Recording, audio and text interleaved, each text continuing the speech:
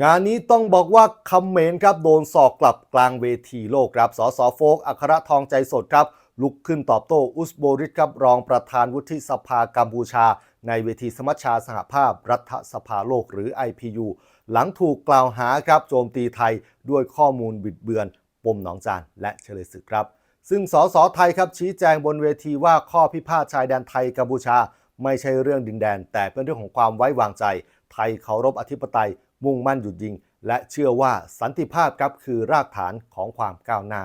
ซึ่งสสครับยืนยันว่าไทยเคยเปิดพรมแดนครับรับผู้อพยพกัมพูชาในยุคสงครามกลางเมืองด้วยความเมตตาแต่ตลอดหลายสิบปีที่ผ่านมาครับฝ่ายกัมพูชาไม่เคยแก้ปัญหาการขยายพื้นที่ผิดกฎหมายส่วนเฉลยศึก18คนครับสสโฟกยืนยันว่าไทยดูแลตามหลักมนุษยธรรมและเปิดให้กาชาติเข้าเยี่ยมและจะปล่อยตัวเมื่อการสู้รบสิ้นสุดครับเรียกได้ว่างานนี้สสโฟครับได้ใจคนไทยไปเต็มๆครับ